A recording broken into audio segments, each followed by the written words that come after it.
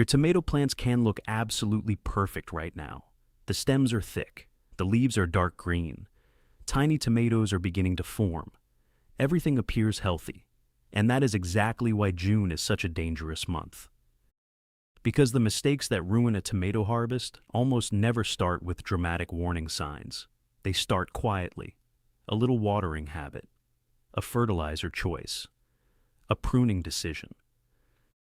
Something that seems harmless today can become the reason you're standing in your garden 6 weeks from now, wondering why your plants stopped producing, why the leaves turned yellow, or why the tomatoes never reached their full potential. Here's the part most gardeners never hear. One of the mistakes we're covering today can help spread diseases that destroy entire tomato plants in a surprisingly short amount of time. Not next season, not next year, this summer. And the frustrating part is that many gardeners do it because they think they're helping the plant. Today we're going to go through 5 tomato growing mistakes that gardeners make every June. We'll cover exactly why they happen, what they do to the plant, how to spot the warning signs early, and most importantly, the simple fixes that can save your harvest before the damage is done. And if you enjoy practical gardening advice backed by real research instead of gardening myths that keep getting repeated year after year, make sure you're subscribed, because every week we break down what actually works in the garden and what doesn't. Before we start, tell me where you're watching from. Drop your state, province, or country in the comments. And if you know your growing zone, include that too. A gardener in Minnesota is dealing with completely different June conditions than a gardener in Texas, Florida, Arizona, or Georgia. I always enjoy seeing where everyone is gardening from. Now, let's begin with a problem that ruins thousands of tomatoes every year. Mistake number 1, ignoring the early signs of blossom end rot. If you've ever picked up a tomato that looked beautiful from the top only to discover a dark, ugly patch on the bottom, you've seen blossom end rot. At first, it looks like a small water-soaked spot. Then it grows larger. The tissue becomes dark brown. Eventually, it turns leathery and sunken. Many gardeners immediately assume a disease is attacking their plants. Others think insects are eating the fruit. Some rush to buy calcium products because they've heard blossom end rot means a calcium deficiency. And that's where many people accidentally make the problem worse. Because in most home gardens, the issue isn't a lack of calcium at all. The issue is inconsistent watering. Think about how many people water tomatoes. They give the plants a deep soaking on Saturday. Then they get busy. A few days pass, the weather gets hot, the soil dries out, the plants become stressed. Then the gardener notices and floods everything with water again. The cycle repeats over and over. Drought, flood, drought, flood. To understand why this causes blossom end rot, you need to understand how calcium moves through a tomato plant. Calcium doesn't travel freely wherever the plant wants it. Instead, it moves with water. The roots absorb water. The water carries calcium upward. The calcium is delivered to developing fruit. When watering becomes inconsistent, that delivery system breaks down. The fruit is growing rapidly. Its cells need a steady supply of calcium. When the supply is interrupted, the cells at the blossom end of the fruit begin to collapse. That's when the familiar dark patch appears. The frustrating part is that the soil may already contain plenty of calcium. The plant simply can't move it efficiently because the water supply keeps changing. Imagine a delivery truck carrying building materials to a construction site. The materials exist. The truck exists. But if the road keeps getting blocked, the supplies never arrive where they're needed. That's exactly what's happening inside the tomato. This is why many gardeners become confused. They add more calcium. They crush eggshells. They buy supplements.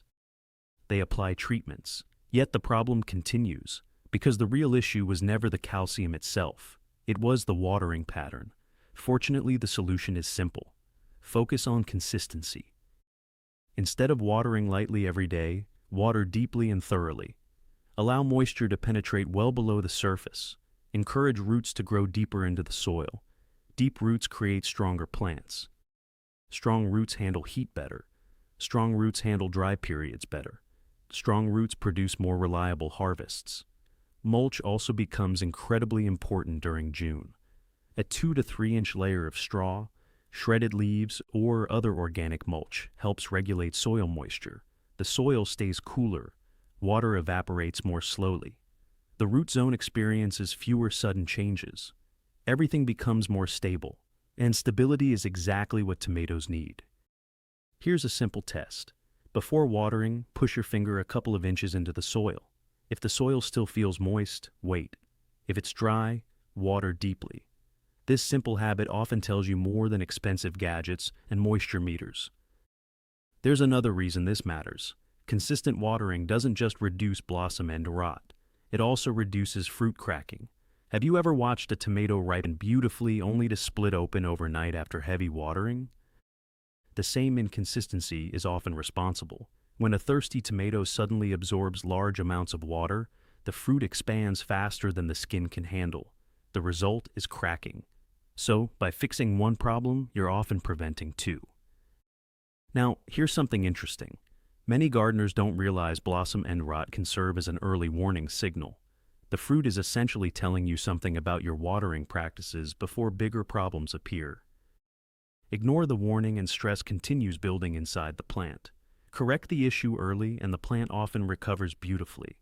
And that's why mistake number 1 is so important, because it's not just about saving a few tomatoes. It's about recognizing that June is the month when small problems become large ones. Which brings us to mistake number 2. A mistake that creates huge plants, beautiful foliage, and surprisingly few tomatoes. Mistake number 2. Feeding your tomatoes too much nitrogen. This is one of the most common tomato growing mistakes because it feels like you're doing exactly the right thing. Your plants are growing, the leaves are green, everything looks healthy. So naturally you want to help them grow even more. You reach for fertilizer, you feed them again, then maybe once more a few weeks later, and the results seem impressive. The plant gets bigger. The leaves get darker, the stems get thicker. Your neighbors walk by and compliment your garden. The tomato plant looks incredible. There's just one problem. It isn't making many tomatoes. Or, if it is, it's producing far fewer than it should. Gardeners often find themselves staring at a massive 6-foot-tall plant covered in foliage and wondering why the harvest is so disappointing. The answer often comes down to nitrogen. Nitrogen is the nutrient responsible for leafy growth. It's what drives the production of stems and leaves. In spring, that's exactly what young tomato plants need.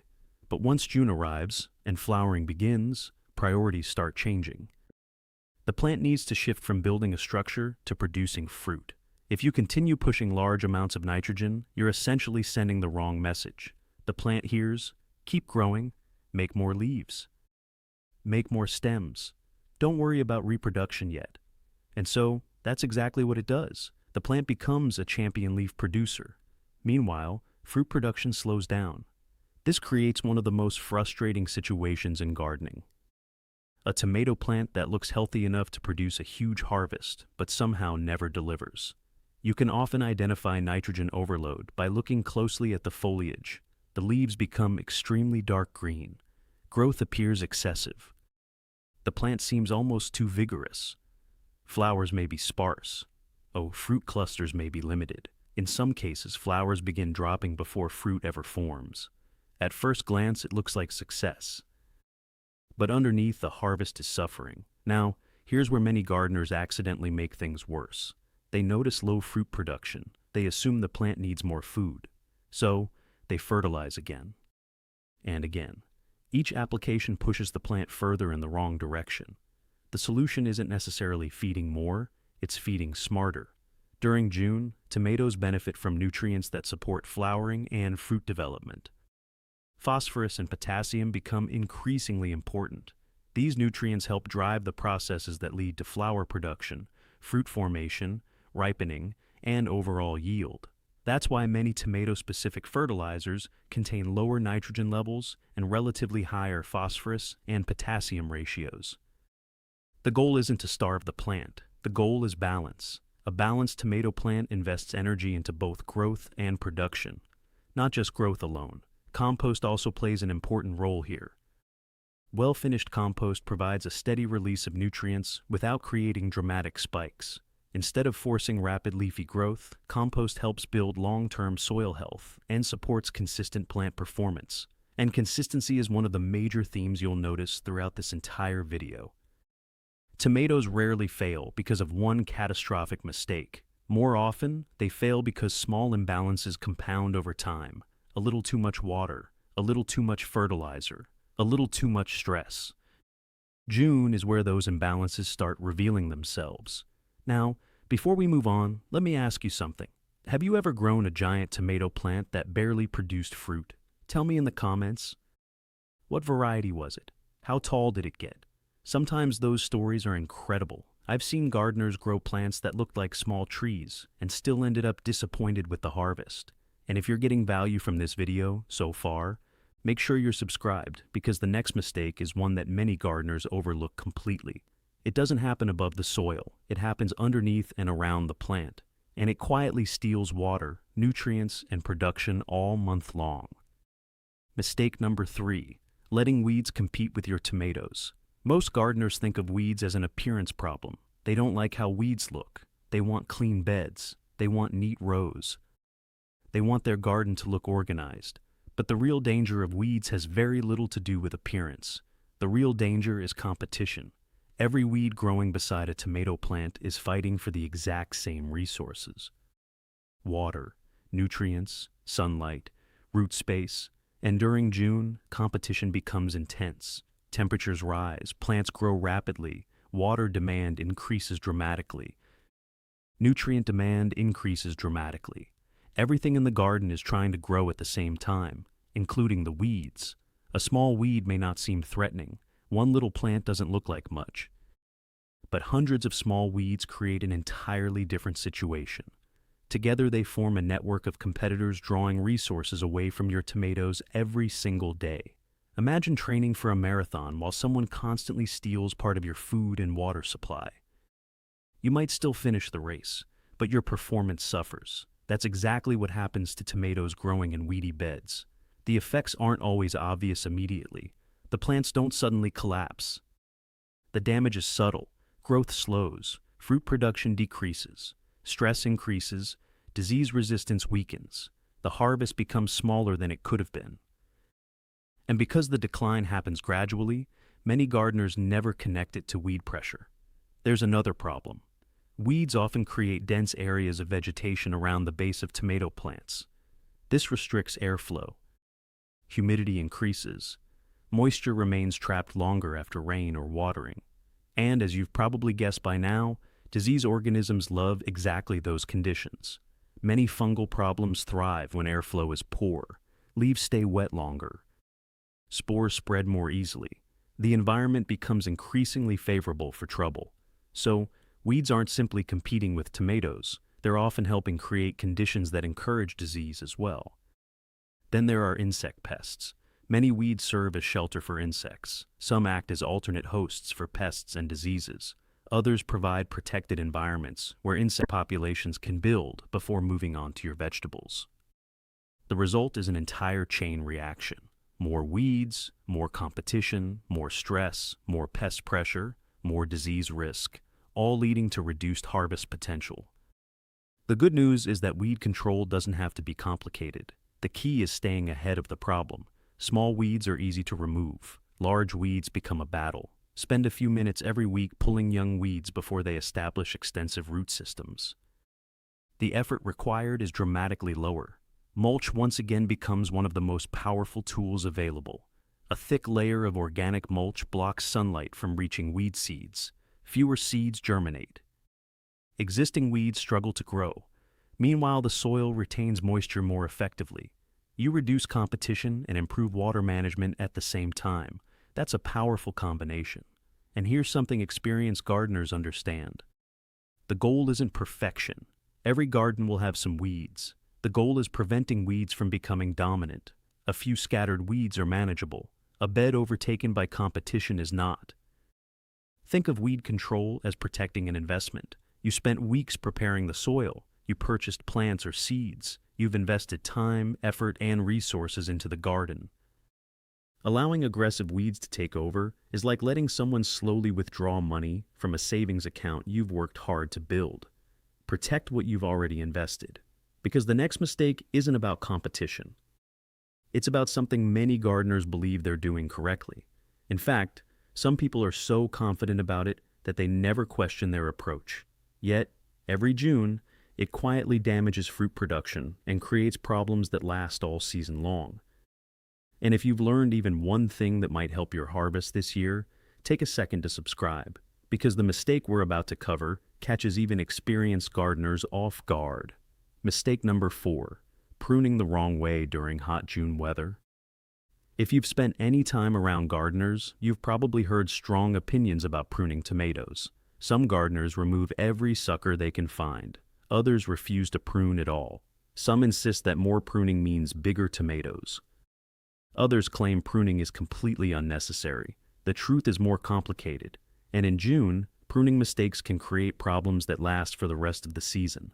Let's start with why people prune tomatoes in the first place. Tomato plants naturally want to grow into sprawling masses of stems and foliage. Given enough time, an indeterminate tomato can become a tangled jungle. Branches overlap, leaves crowd together, airflow decreases. Humidity becomes trapped inside the canopy. When this happens, disease pressure often increases. Pruning can help solve that problem. Removing selected suckers opens the plant. Air moves more freely. Leaves dry faster after rain. Light reaches deeper into the canopy. The plant becomes easier to manage. That's the benefit. The mistake happens when gardeners take things too far. A tomato plant still needs leaves. Those leaves are solar panels. Every leaf is collecting sunlight and converting it into energy. The plant uses that energy to grow fruit. Remove too many leaves, and you reduce the plant's ability to feed itself. But that's not the biggest danger in June. The biggest danger is sun scald.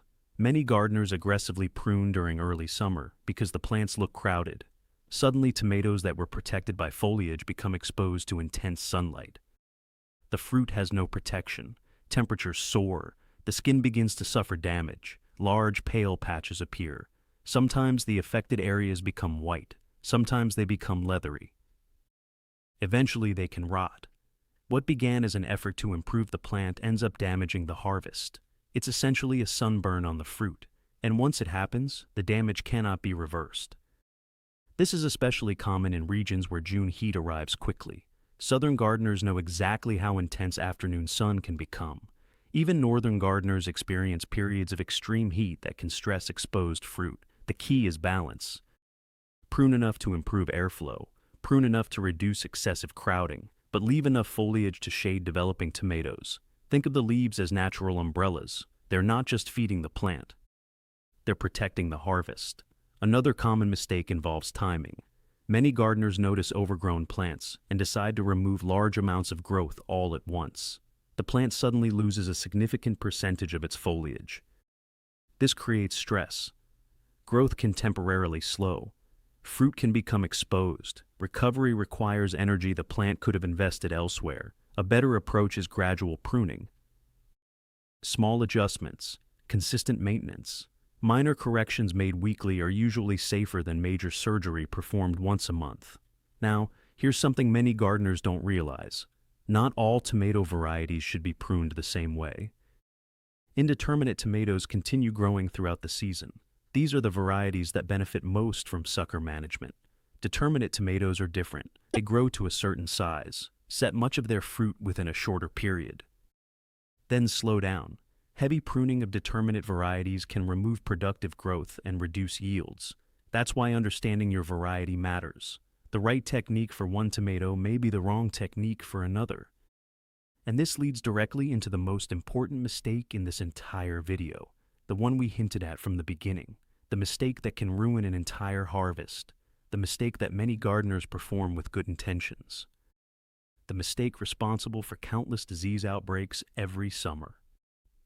Mistake number 5, watering tomatoes at the wrong time and on the wrong part of the plant. This is the harvest killer, and it's dangerous because it feels helpful.